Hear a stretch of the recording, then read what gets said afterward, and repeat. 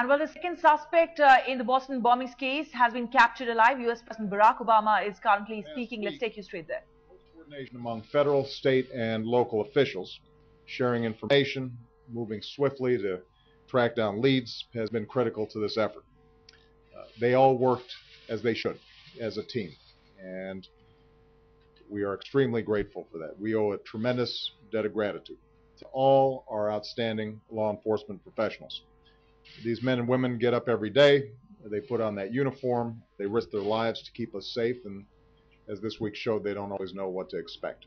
So our thoughts are with those who were wounded in pursuit of the suspects, and we pray for their full recovery.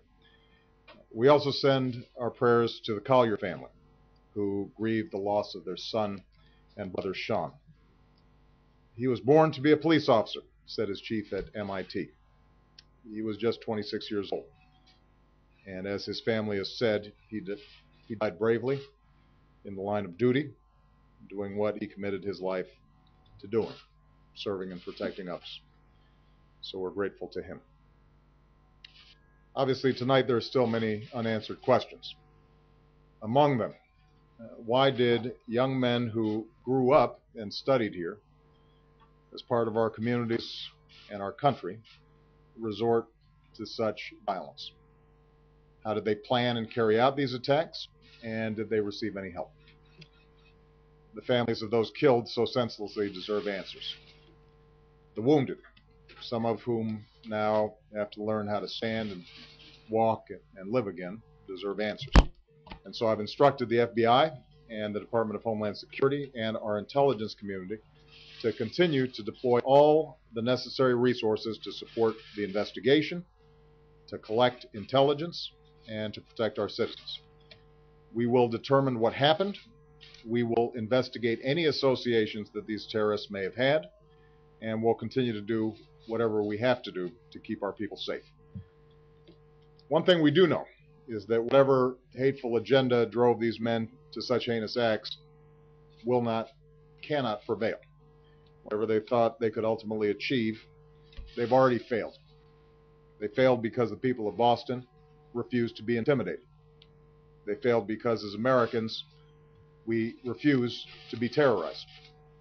They failed because we will not waver from the character and the compassion and the values that define us as a country, nor will we break the bonds that hold us together as Americans.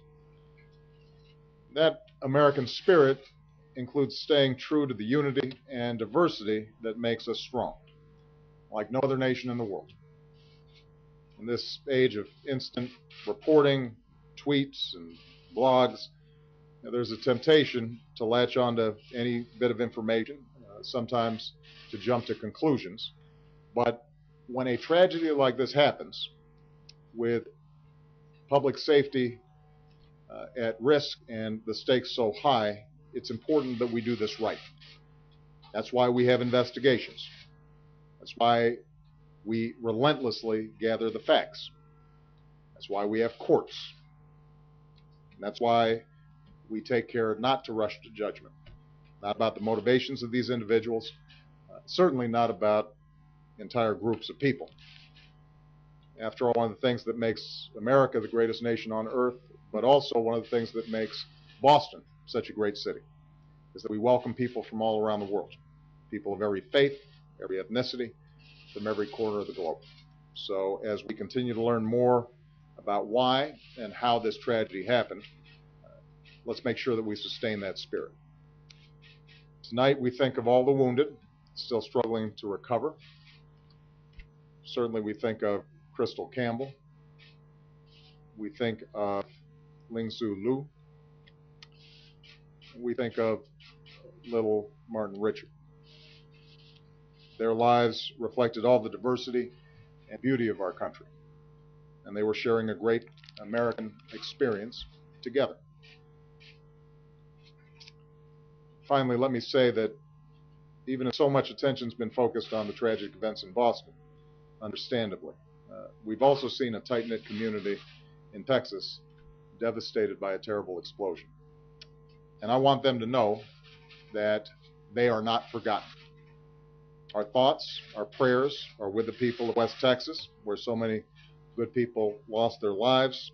Some lost their homes. Many are injured. Many are still missing. I talked to Governor Perry and Mayor Muska, and I pledged that the people of West will have the resources that they need to recover and rebuild. And I want everybody in Texas to know that we will follow through with those commitments. All in all, this has been a tough week, but we've seen the character of our country once more.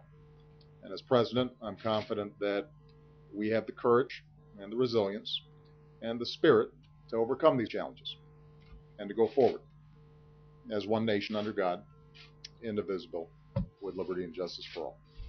Thank you very much, everybody.